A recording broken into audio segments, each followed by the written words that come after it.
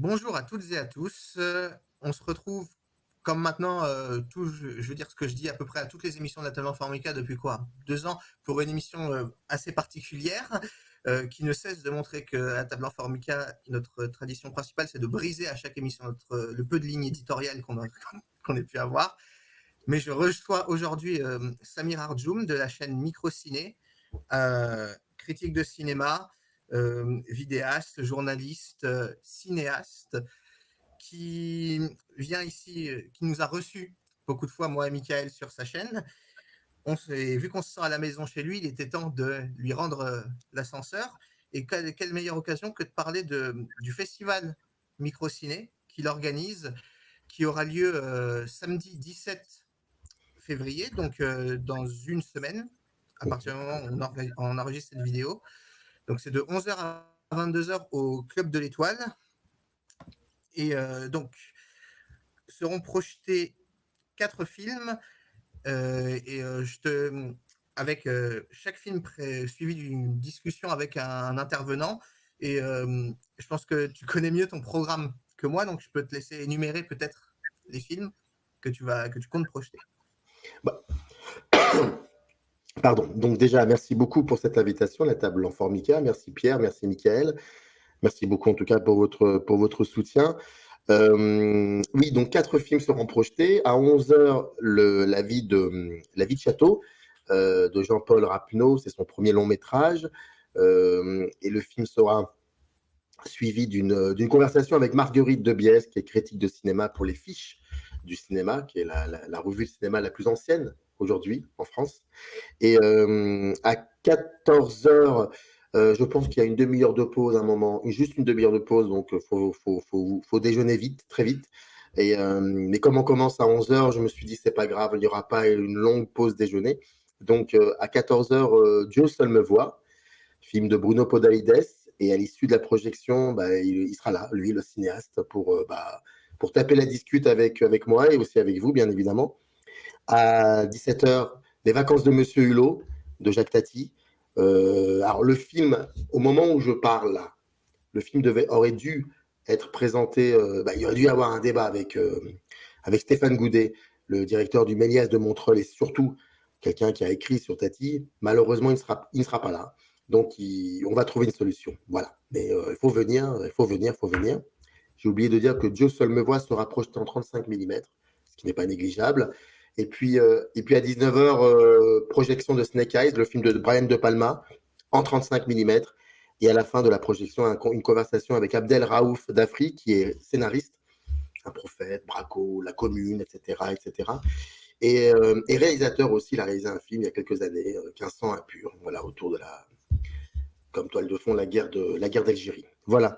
Et puis à 22h, on ferme la porte, on espère une 3e édition, et entre-temps, on ira faire un petit after dans un bar à côté, et on refera le monde, et puis voilà. Donc voilà en gros, et tout ça au Club de l'Étoile, 14 rue Troyon, le 17 février. Voilà. Bien, alors après cette petite cette introduction un peu formelle et technique, donc je Mhm. précise que bien sûr le lien de la billetterie sera dans la description de la vidéo. Et que Michael et moi, si vous voulez nous rencontrer, nous serons là. Il y aura plein de beau monde qui a déjà annoncé sa venue, si vous suivez un peu la sphère cinéphile francophone sur les réseaux sociaux. Donc, c'est un bel espace de rencontre. Et justement, je sais que je sais que tu écris un livre, que tu organises ton festival. Alors, je te pose la question, l'intervieweur interviewé, c'est l'occasion. Alors, je te pose ta question traditionnelle. Comment vas-tu en ce moment, Samir? Je suis extrêmement fatigué. Je suis très stressé, et pas parce que, non pas pour pour la préparation, hein, de ce festival, c'est pas du tout. Enfin, quand je te parle de préparation, c'est les préparatifs des 4 dialogues qui vont avoir lieu. C'est pas vraiment ça. Non, moi, là où je suis un peu stressé, c'est vraiment par rapport au public. J'ai très envie qu'il y ait du monde. Je peux pas me l'expliquer, c'est comme ça. J'ai très envie qu'il y ait du monde, pour beaucoup de raisons, dont une très terre-à-terre économique qui veut que voilà, le Club de l'Étoile est un endroit qui me met à disposition de manière généreuse la salle de cinéma, le dispositif technique de projection, la captation vidéo et audio de chaque débat.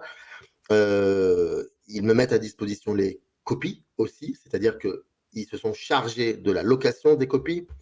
Je veux dire, il y a un moment, il faut aussi qu'il y ait du monde. Je veux dire, c'est normal aussi. C'est important. C'est important. C'est un contrat entre eux et moi, contrat officieux, mais un contrat. Et c'est important qu'il y ait du monde dans sa diversité. Parce que c'est un peu ça qui nous réunit aussi, je pense. Et puis, c'est un peu ça que j'essaie de faire sur Microciné. Donc, je suis très fatigué parce que depuis maintenant 2 semaines, je suis sur une espèce de tournée comme ça, promotionnelle, grâce à des confrères que tu connais, des amis, qui ont accepté de consacrer un créneau sur leur chaîne pour moi, pour ma pomme. Et ça me fait vraiment, vraiment plaisir. D'ailleurs, samedi, avant la projection du premier film et avant la projection du dernier film, je listerai toutes les personnes qui m'ont soutenu, parce que c'est très important. Et je constate que dans le monde YouTube, et je sais que je suis très souvent très critique vis-à-vis de ça, mais par rapport au soutien, j'ai été extrêmement agréablement surpris, vraiment agréablement surpris, et c'est passionnant, et voilà. Donc, très fatigué, je l'avoue. Je crois qu'aucun YouTuber a fait ça pour l'instant.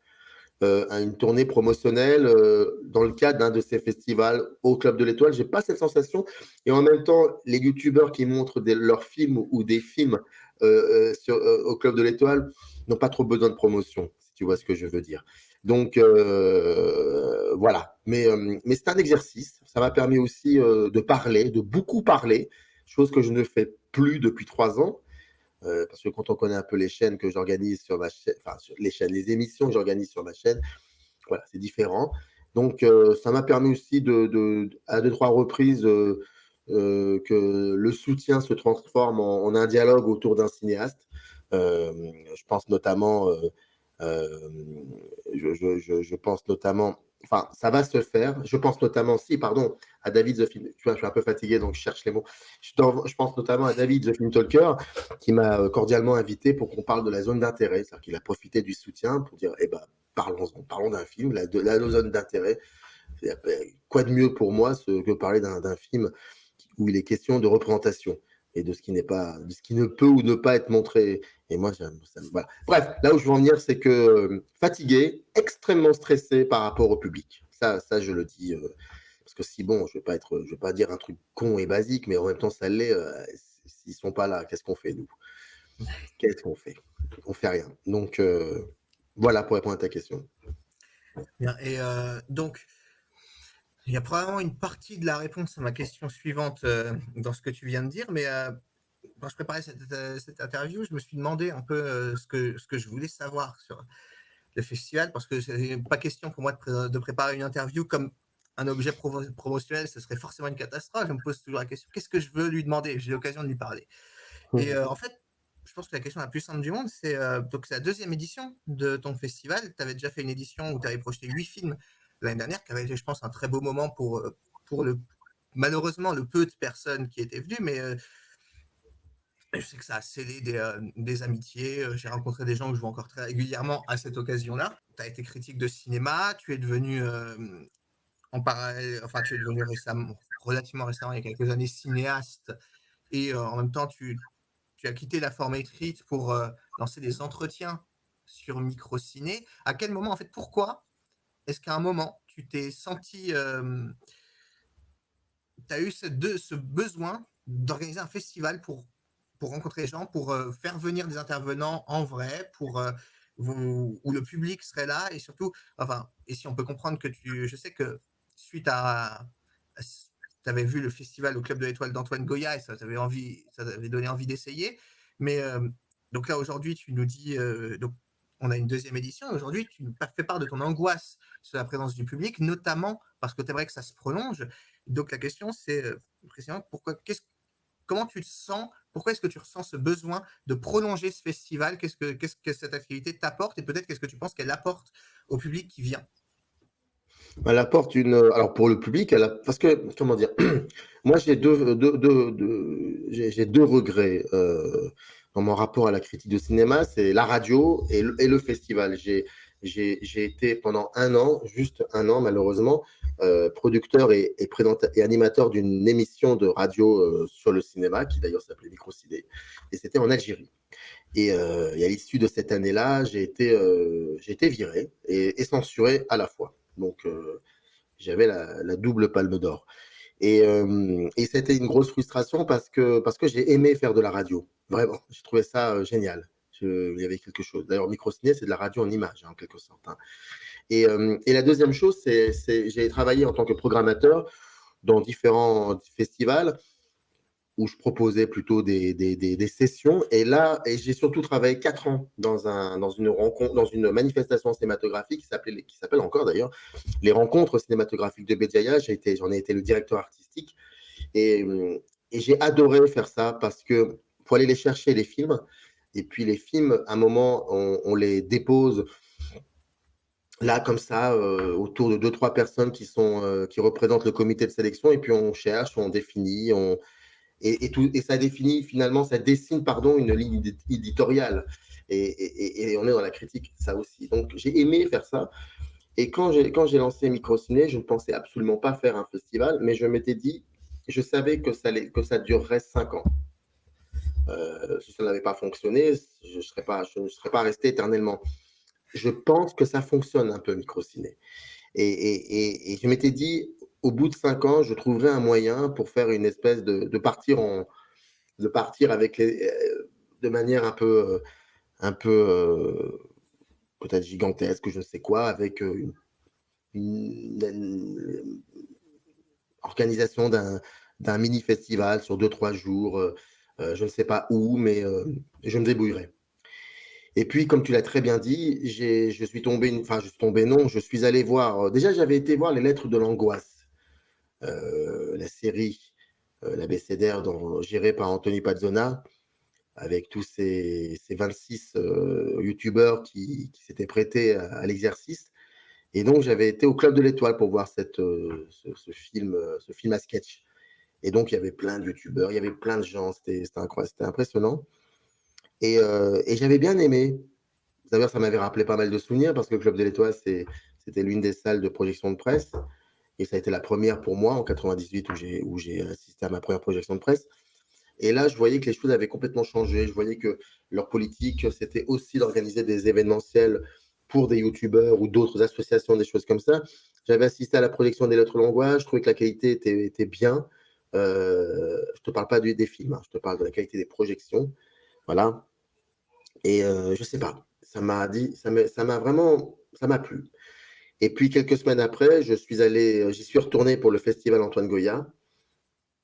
Et le déclic est arrivé avec la projection de Goodbye Dragon Inn, le film de Samy en copie 35 mm dans la salle de cinéma. Là, j'ai dit waouh, c'est génial. Et j'ai écrit au Club de l'Étoile, et puis on a un peu discuté, et ils m'ont dit ok, vas-y, banco, voilà. Et je suis un peu la preuve que ça peut le faire, même si et à l'époque, je n'avais pas 9000 abonnés, j'en avais, je crois, 2000 ou 3000 de moins. Et donc, c'était pas sûr qu'il y ait du monde. D'ailleurs, il n'y a pas eu il n'y a pas eu de monde. Mais c'est un endroit où on peut proposer tous les cinémas, je crois. En tout cas, je l'espère. Et, et si ça fonctionne, là, pour le coup, en termes de jauge, moi, j'ai plein d'idées. Moi, j'aimerais bien, par exemple, faire 2 jours ou une journée histoire du cinéma de Godard, tu vois. Chaque partie serait suivie d'un dialogue avec quelqu'un. Ce serait génial. En plus, les histoires du cinéma de Godard ont rarement été projetées en cinéma, dans les salles. Il y a plein de choses comme ça. J'ai plein d'idées. Et puis, pour moi, c'est toujours une cohérence avec le métier de critique de cinéma, de programmer un festival, de proposer quelque chose, de chercher des personnes avec lesquelles on peut avoir un débat autour de tel film, de trouver du sens à tout ça. C'est ça aussi le métier de programmateur. C'est pas de dire je veux ça, je veux ça.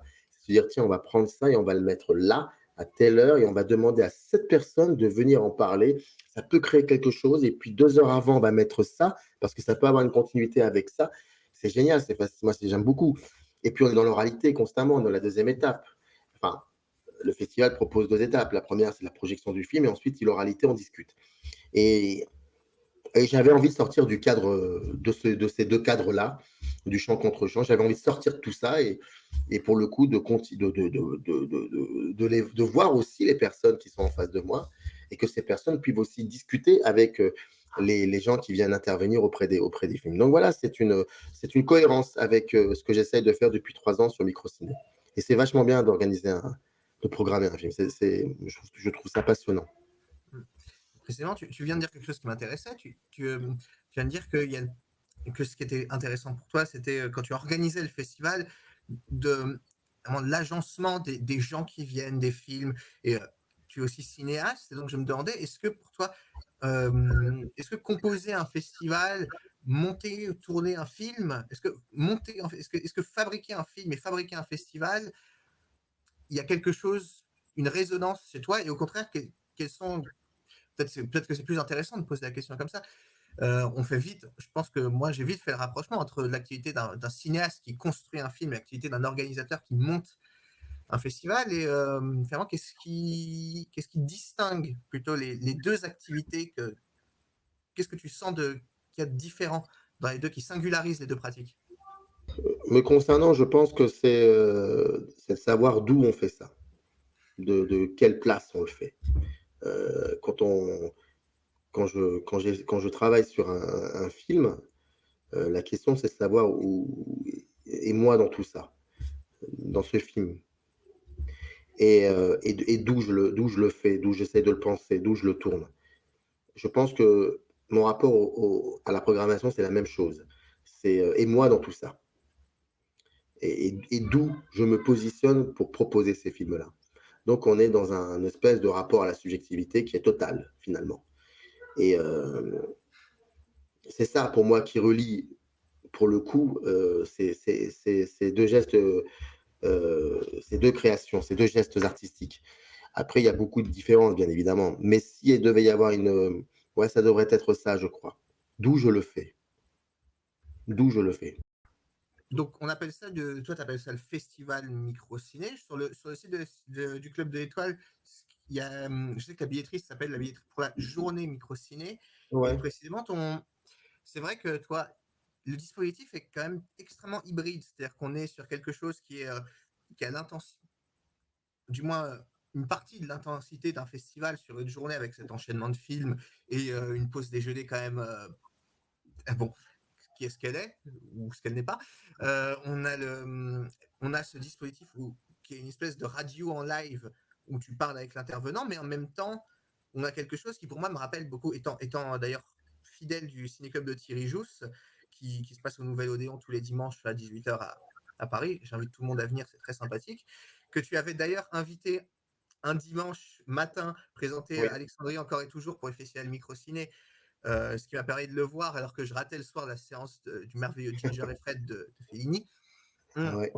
Donc, il y a aussi quelque chose quand même de très très voisin du ciné-club dans ce que tu proposes. Et donc, est-ce que finalement, toi, je sais que tu es un staccanoviste, que tu aimes bien toucher un peu à tout, cinéma, faire des entretiens, écrire. Est-ce que pour toi, le festival, c'est un peu une occasion, une fois par an, d'essayer de plug everything together, de tout mettre ensemble et d'essayer de t'épanouir en faisant un peu tout ce que tu aimes toucher en une journée ou deux? C'est exactement ça. Après, c'est vraiment pas un festival parce que qui dit festival dit normalement compétition et c'est plus effectivement une manifestation, une journée. Mais tu as raison, c'est vraiment quelque chose d'hybride il y a un côté ciné-club aussi pour ce côté très, très obscur, très communautaire aussi, très familial peut-être. Il y a par contre, une espèce de parenthèse et cette parenthèse, elle se décline sous la dé sous une conver par une conversa via une conversation, non pas entre nous, mais avec d'abord quelqu'un qui rentre dans ce cadre pour un temps, certain, 1 heure à peu près et qui va ressortir et cette personne qui rentre, bah, il vient de l'extérieur, donc on l'accepte aussi. Il y a de cela et puis il y a aussi, bah, ça dit quoi du monde? Donc bah, c'est le cadre devant nous et pendant 1 heure et demie, 2 heures ou un peu plus ou un peu moins, peu importe, et bah, il y a la profondeur de champ qui est traduite par le film que l'on voit Et puis il y a tout ce qui est autour de nous, qui est une espèce de bâtisse, de maison cinéma, pour paraphraser l'autre, d'année, et on s'y sent bien finalement. On se dit que rien ne pourra nous arriver. Donc effectivement, il y a de tout, et j'essaie de mettre tout ce qu'il pourrait être une, une recherche via des discussions, voilà, via l'oralité, c'est-à-dire écouter, prendre le temps d'écouter, rebondir sur un mot, chercher entre nous, essayer de construire des idées. C'est important, ça, je pense. Se baser aussi peut-être sur...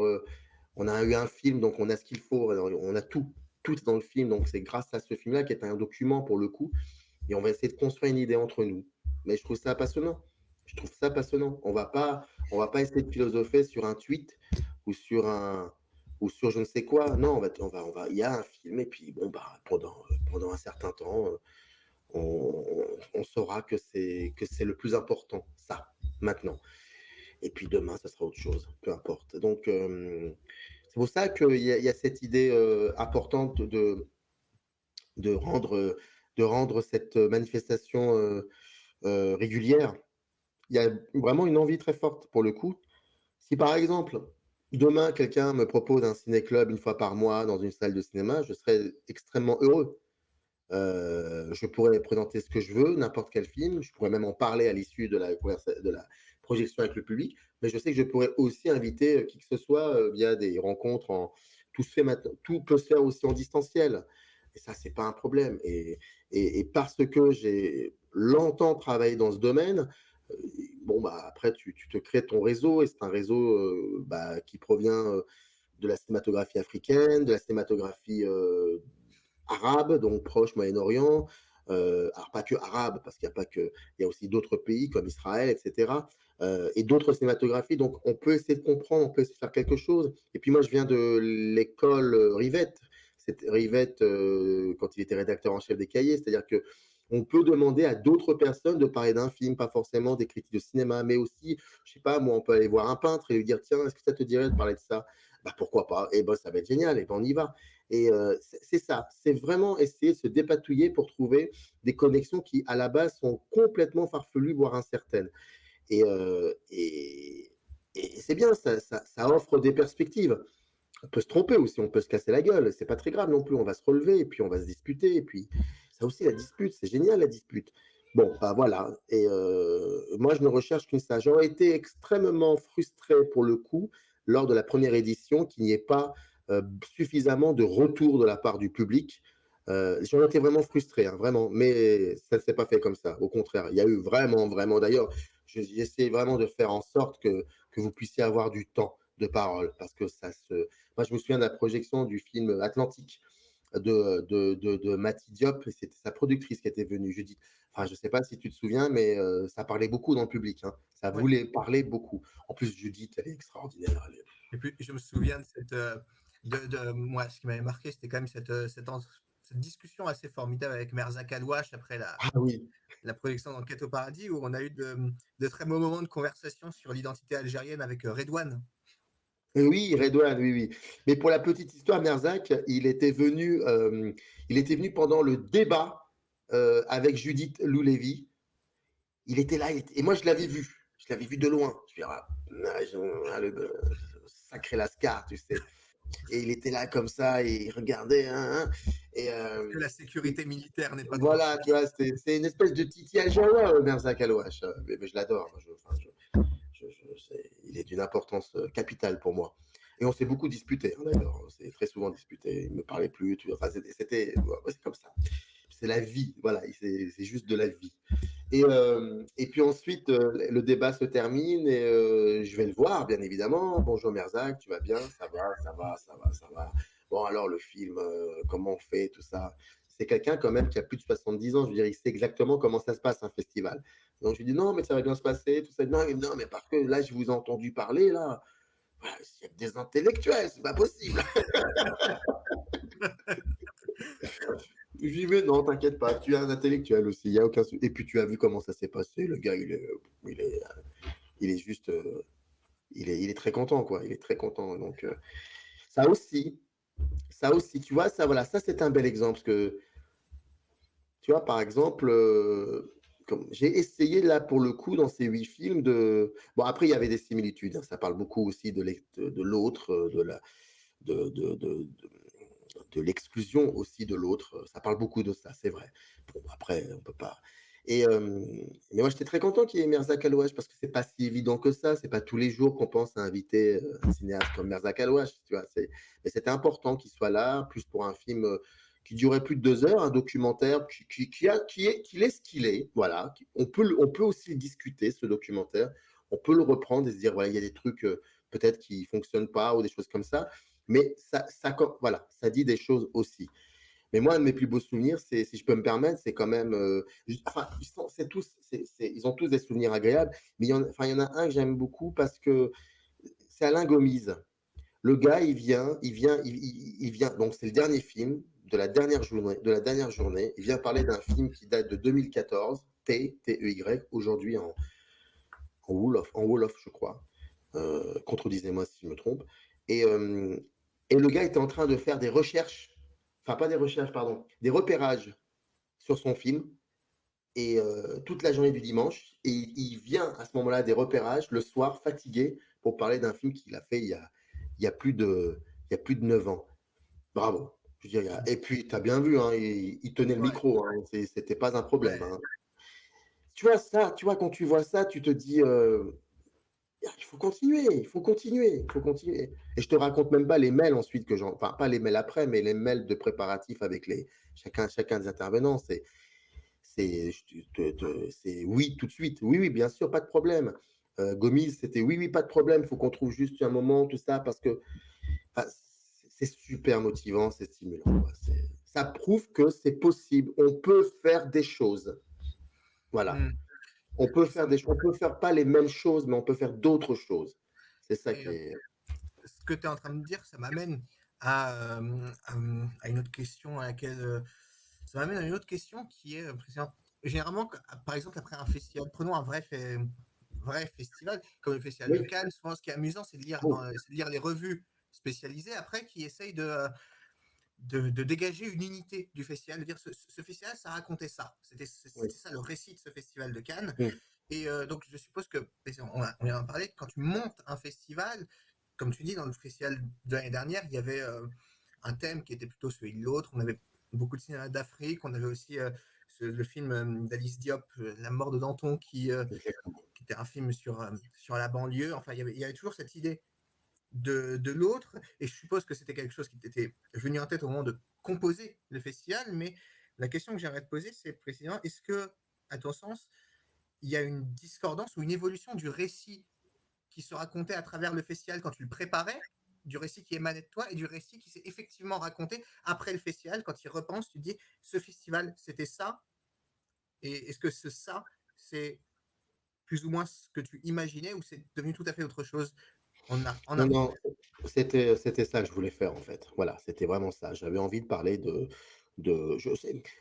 ça parle de moi dans cette première édition, bien évidemment. Et puis alors ça parle de moi vis-à-vis de mon rapport à la critique de cinéma. Alexandrie encore et toujours de Chahine, c'est d'abord un, un remarquable hors-série consacré à Chahine par les cahiers du cinéma en début 90, pas début 90, pardon, je crois que c'est 92, 93, non, un peu plus, je sais plus, mais c'est Thierry Jousse qui avait dirigé tout ça, qui avait coordonné ce dossier en fait. Donc c'est pour ça que c'était important que Jousse soit là. Et d'ailleurs, il a accepté de venir. Et oui, il y avait cette idée de montrer des films où ça parlait de ça parlait du rapport à l'autre avec un A majuscule, parce que moi j'ai toujours considéré que le cinéma m'a aidé à comprendre l'autre, à accepter son existence, voire même à communiquer avec lui. Je pense que s'il n'y avait pas eu de cinéma, je ne serais pas forcément devenu quelqu'un de. Enfin, jamais j'aurais été vers l'autre. Je pense pas. J'en suis persuadé même. Persuadé. Et j'avais aussi envie de montrer des films.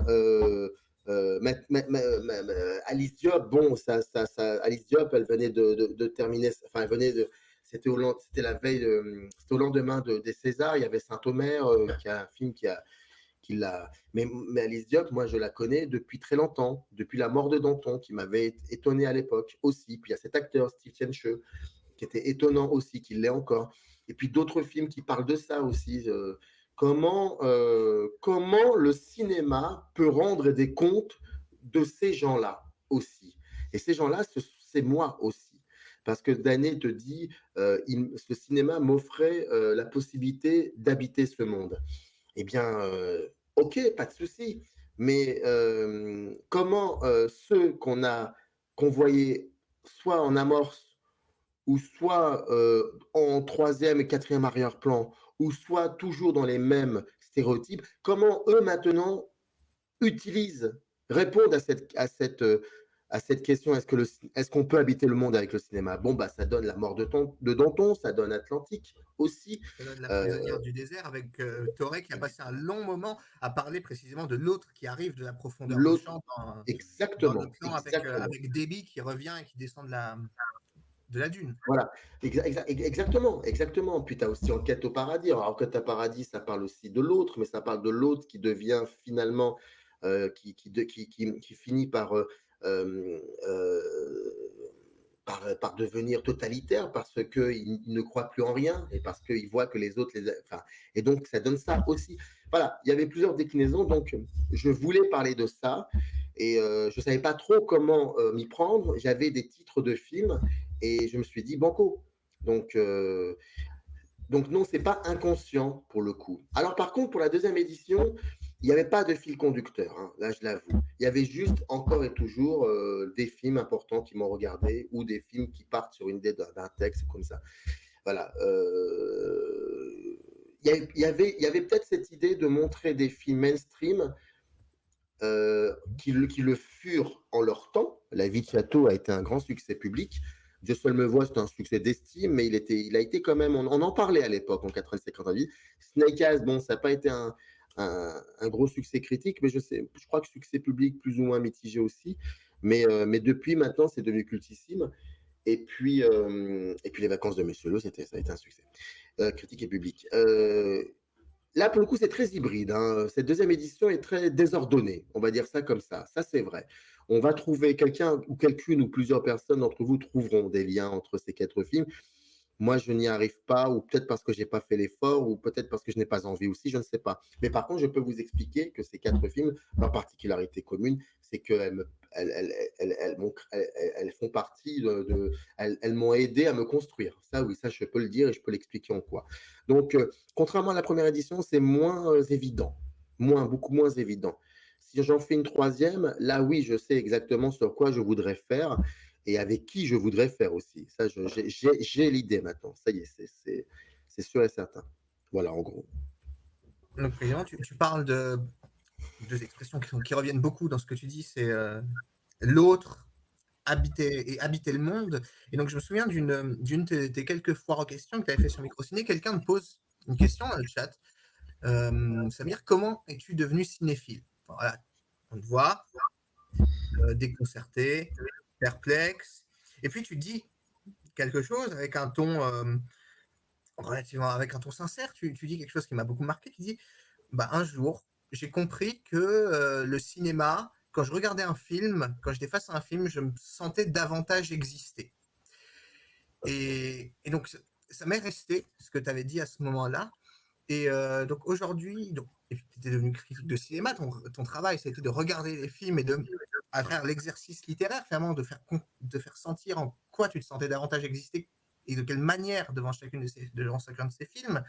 Et donc, aujourd'hui, je te vois systématiquement tendre la main vers l'autre à travers tes entretiens sur Microciné, à travers le fait de ramener les gens en festival. Et j'aimerais te poser cette question. Est-ce qu'aujourd'hui, tu accordes toujours beaucoup d'importance au fait de te retrouver seul face à un film, et finalement, est-ce que tu pourrais toujours continuer à voir des films seul en allant au cinéma pour toi, ou est-ce que c'est nécessaire maintenant pour te sentir davantage exister, de savoir que l'autre spectateur est là, qu'il faut quelqu'un à qui tendre la main, qu'il faut quelqu'un à qui parler, parce que les films, ils n'existent pas quand il y a un seul spectateur, ils existent quand il y a un public. Oui, je vois très bien ce que tu veux dire, mais en fait, ma réponse va vraiment être paradoxale, hein. Elle va être très, très paradoxale. Moi, je suis où quand je présente les films? Est-ce que je suis avec vous ou est-ce que je suis pas avec vous? Pas avec nous précisément. Ah ben voilà. Par contre, tu es avec nous dans la salle quand tu revois le film. Ce qui Oui, me, ce qui me oui, fait c'est d'ailleurs vrai. beaucoup penser à cette particularité qui est les intervenants souvent, mais même pas juste pour ton festival, les intervenants viennent souvent après la projection du film. Et ce Oui. qui est intéressant, c'est que quand tu vois Thierry Jousse venir, c'est comme quand il fait son ciné-club. Thierry Jousse, il arrive avant le film et il regarde le film avec le public. C'est quelque chose, ça veut dire quelque chose, ça. Mais oui, il l'avait fait d'ailleurs pour Alexandrie, il l'avait revu Oui. aussi. Et il reste là sur le trottoir après le film, systématiquement. Ah, mais ça, c'est bon. Après, tu sais, il y a des.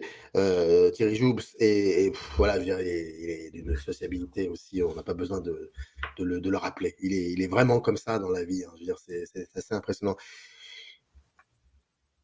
Euh, je crois que j'ai toujours été un spectateur solitaire. Voilà. Et c'est comme ça, c'est dans ma, c'est vraiment dans ma nature. C'est aussi comme ça que pour des raisons qui sont peut-être un peu plus complexes, mais voilà. Ça ne veut pas dire pour autant que je ne supporterai pas de voir des films avec des potes, mais c'est vrai que très souvent, je suis par rapport à ça. Quand je fais ce festival, il m'est arrivé de voir quelques films. Quand je crois que je les ai pratiquement tous vus dans la salle, sauf quand avec Torrenon, on avait été boire un café. Mais sinon, je crois que je les avais tous vus dans la salle, je pense. Mais je me mets jamais, je me mets toujours tout au fond, vraiment de manière d'être aussi seul. Il y a non pas, enfin, comment je pourrais l'expliquer? C'est comme si je disais, voilà, c'est pour vous en fait. Maintenant, moi, je me retire. Il y a une, tu vois, il y a une, il y a un extrait, il y a une séquence dans La Nuit américaine, c'est tout au début, où tu as alors le début, c'est quoi? C'est un reportage du film, je ne sais plus comment s'appelle le film que réalise Truffaut dans La Nuit américaine, une espèce J'ai de plus. mélodrame, mais je sais plus. Et donc, à un moment, le journaliste interviewe le producteur du film. Et puis à un moment, le producteur dit bon bah maintenant c'est bon, moi je vais vous laisser, j'y vais. Et le journaliste lui dit mais vous restez pas là. Et le producteur dit le producteur n'a pas à rester sur le tournage. Il doit partir. Il ne doit pas rester sur le tournage. Bon, et ben moi je me considère un peu comme cette personne-là. Je ne suis pas producteur, mais je vous ai mis à disposition quelque chose. Maintenant je vous laisse et je me retire et je reviendrai euh, pour pour la suite de mon job qui est de continuer cette mise en situation, c'est-à-dire quelqu'un va discuter avec moi, puis ensuite on va discuter tous les trois. Et c'est moi qui je vous tends le micro parce que c'est pas que je suis là pour vous soyez, je suis là pour que vous soyez à l'aise et rassurés. Mais ensuite, quand tout ça est fini, moi je me mets en retrait. Et c'est comme ça que je vois aussi un peu ce que je fais chez Microciné. Pour moi, il est logique d'aller vers l'autre. C'est très important de proposer, d'ouvrir la porte de la chaîne pour n'importe qui.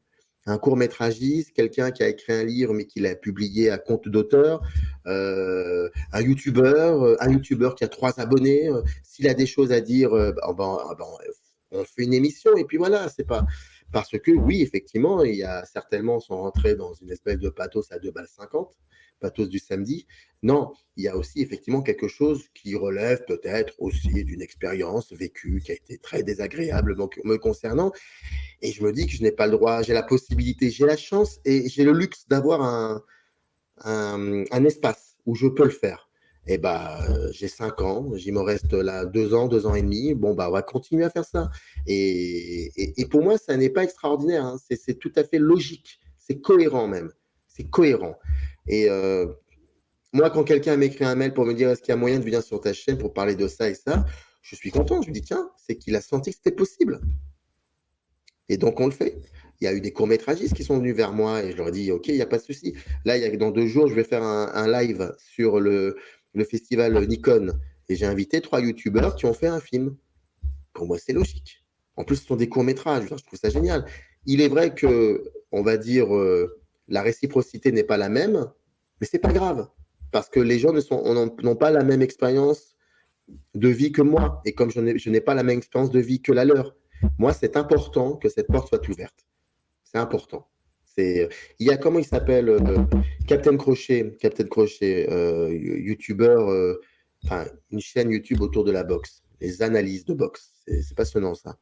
J'avais publié une émission que nous avions faite ensemble au lendemain de la publication d'une émission avec le Fossoyeur. Et lui, il comprenait pas. Il m'a dit, mais tu nous publies comme ça dans la... Je dis, qu'est-ce qu'il y a de problématique? Le lundi, c'est le Fossoyeur. Le mardi, c'est Captain Crochet. Et mercredi, c'est peut-être Bernard Eisenschitz. Voilà.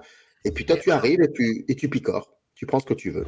Et je me permets d'intervenir parce que ça m'amène à ma dernière question, à laquelle tu avais déjà commencé tu avais déjà commencé à amorcer tout à l'heure, en parlant de inviter un peintre. Là, tu parles de Captain Crochet. Je pense aussi à une émission qui est peut-être mon émission préférée de Microciné, celle que j'ai revue le plus souvent plutôt pour un travail de préparation d'émission ou juste pour le plaisir d'entendre parler. C'est celle que tu avais fait avec Jean-Claude Martin sur Ridley Ah Scott. oui.